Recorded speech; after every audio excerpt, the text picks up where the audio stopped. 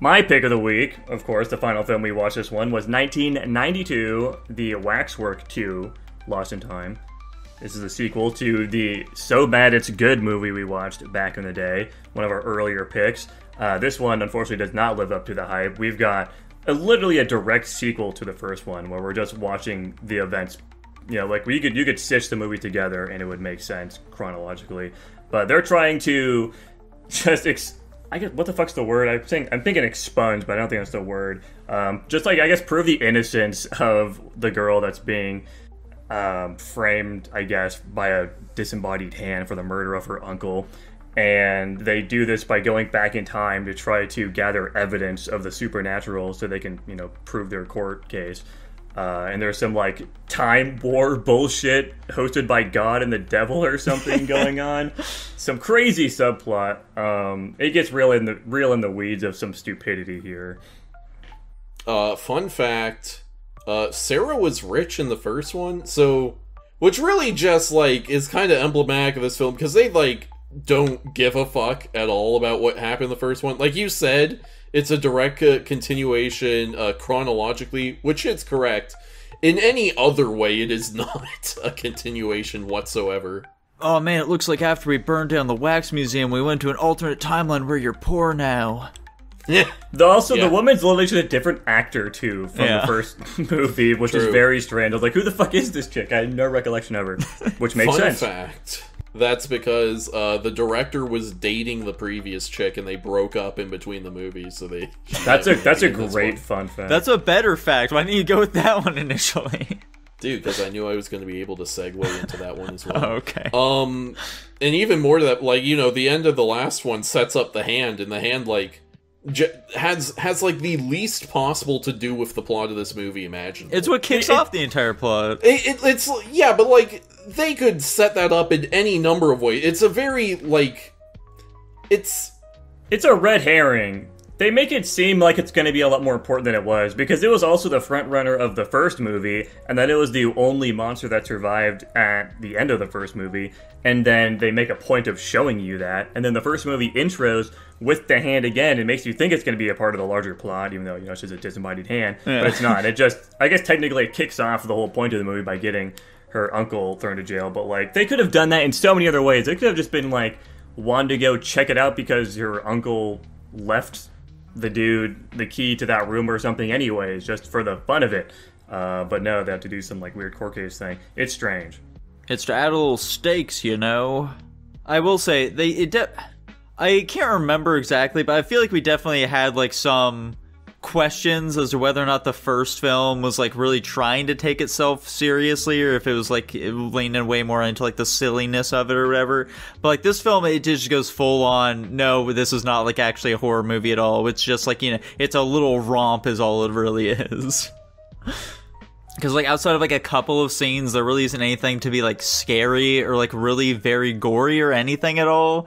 It's like the hand gets fucking blended up, but explodes in like a fountain of blood. But like that's not scary at all, really. Like the only scene I can really point to off the top of my head. Okay, actually, there's another one. But like, there's the scene where like Frankenstein just crushes that guy's skull, and there's also the scene where like the woman is like having some fucking seance or some shit performed on her, and she's like turned into a wolf woman or some shit, Mm-hmm.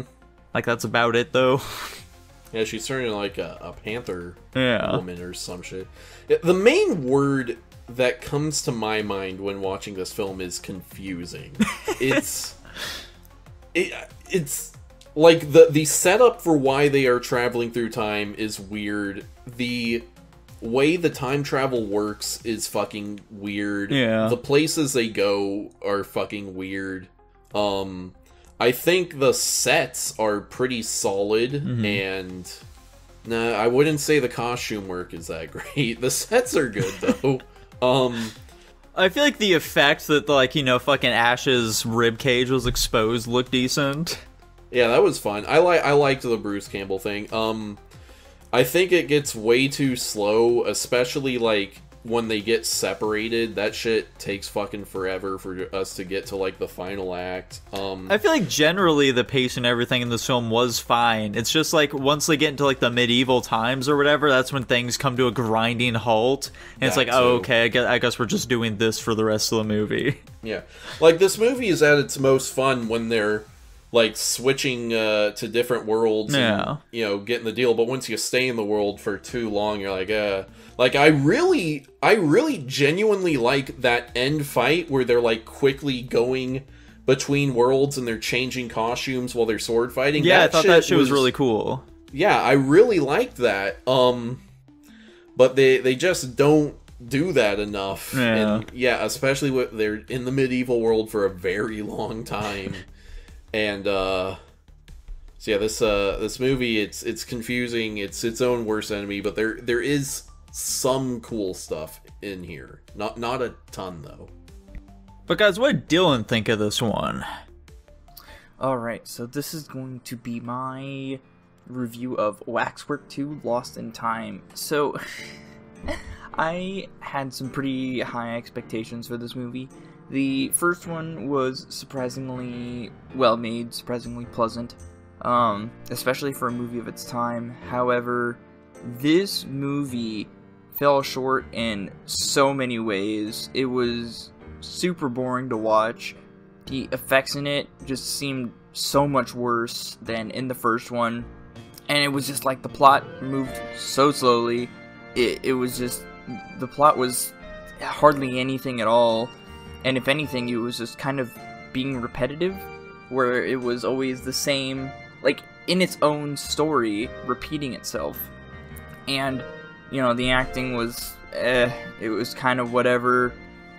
We had some weird, I guess it's kind of like a subplot, but was also kind of the main focus, where like the one girl is like has like some court cases, so they're trying to find proof that she's not crazy or something. I don't know if you want to describe that as a subplot or whatever, but I don't know, this movie was kind of whatever. Some of the jokes it was trying to land didn't land very well. This movie also did the thing where it liked to reference a lot of other things. This movie was kind of one just big whatever for me personally. Yeah, I really didn't like any aspect of this movie, and just tons of things in this movie were just outright bad. It's actually insane how far down this movie can go compared to its predecessor, but we've also seen Planet of the Apes and its sequel. But anyway, without further ado, I gave Waxwork 2 Lost in Time an F. Man, he fucking hated it. He despised this movie. Holy shit. I'll take your word for it. I don't know, do we have any further thoughts on this one at all? I think some of the comedy was funny. They're definitely trying more, I think, in this one movie to, like, be, you know, just outright funny. I could be wrong about that. Maybe they were trying to be outright funny in the first one. Like, the fucking people moving around as wax figures was supposed to be funny.